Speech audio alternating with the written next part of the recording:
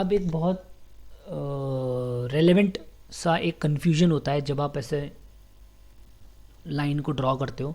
तो कन्फ्यूजन क्या होता है, हमको लाइन ड्रॉ करने में क्या होता है, हम एक lowest point of a candle से लाइन ड्रॉ करते हैं। जैसे अगर ये कैंडल एक है, ठीक है, ये कैंडल एक है, ठीक है, ये कैंडल एक है, ठीक, और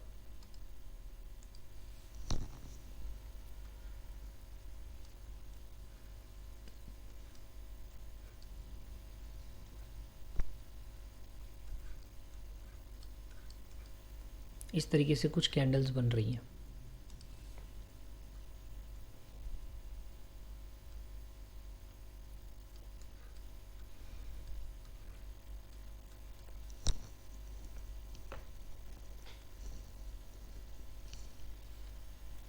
तो इसमें हम लाइन कैसे ड्रॉ करेंगे, हम यहाँ से देखेंगे कि लोवेस्ट पॉइंट क्या है, ठीक है। इस लोवेस्ट पॉइंट से ही हम ऐसे करके ट्रेंड लाइन को ड्रॉ करते हैं। अभी यहाँ पे मैं ऐसे ट्रेंड लाइन ड्रॉ करूँगा या ऐसे ट्रेंड लाइन ड्रॉ करूँगा, तो मैं यहाँ से ड्रॉ करूँगा, ठीक है।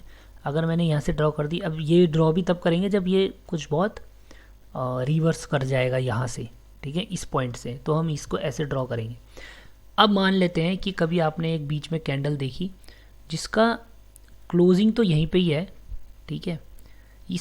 इस पॉइंट को क्लोजिंग प्राइस बोलते हैं, इस पॉइंट को, रेड कैंडल में इस पॉइंट को क्लोजिंग प्राइस बोलते हैं, रेड कैंडल में इस पॉइंट को क्लोजिंग प्राइस बोलते हैं, इसको क्लोजिंग प्राइस बोलते हैं।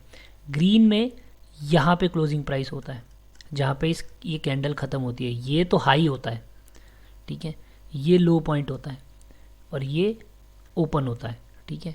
तो हमको हमेशा ही जो है लो पॉइंट जोड़ने होते हैं, ना कि क्लोजिंग प्राइस। चाहे कुछ भी हो, कैंडल का जो भी लो पॉइंट होगा ना, चाहे उसमें विक बनी हो, ठीक है, या उसमें विक नहीं बनी हो, इस तरीके से हो, तो हमको लो पॉइंट ही जोड़ना होता है।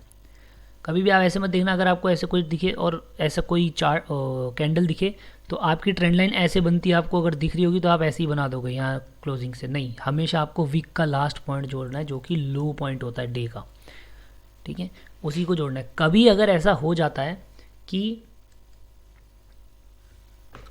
आपने ऐसे ट्रेंड लाइन ड्रॉ करी हुई है, ठीक है, यहाँ पे एक ऐसी कैंडल बन गई जिसकी विक यहाँ नीचे चलेगी लेकिन क्लोजिंग ऊपर ही है, ठीक है, तो वो ब्रेकिंग ऑफ ट्रेंड लाइन का कॉन्सेप्ट हो जाता है। वो कॉन्सेप्ट पे भी अभी हम बात करेंगे थोड़ी देर में, वो चीज़ अलग है।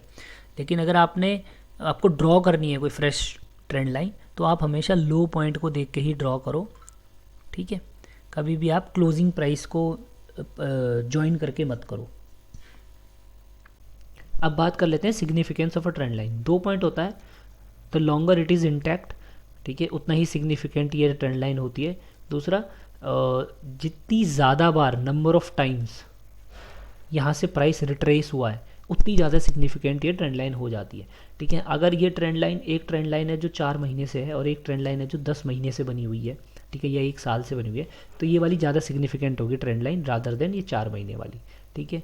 और जैसे ये ट्रेंड लाइन है, जितनी ज़्यादा बार ये इस ट्रेंड लाइन के यहाँ से रिट्रेस करेगी, उतनी ही ज़्यादा स्ट्रॉन्ग ये ट्रेंड लाइन होती जाएगी और आप लोगों को ये भरोसा हो जाना चाहिए कि यहाँ से अगर रिट्रेस कर रही है तो मैं बाय कर लूँगा, ठीक है। जैसे अगर आप यहाँ देखो 1 2 3 पॉइंट पर अगर आप बाय करते हो, उसके बाद दोबारा से सेम पॉइंट से 4 से गया तो आप और बाय करते।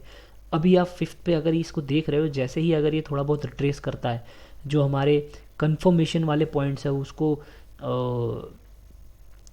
उसको पूरा करता है, उस कंडीशंस को पूरा करता है, तो हम यहाँ पे फिर से बाय कर सकते हैं,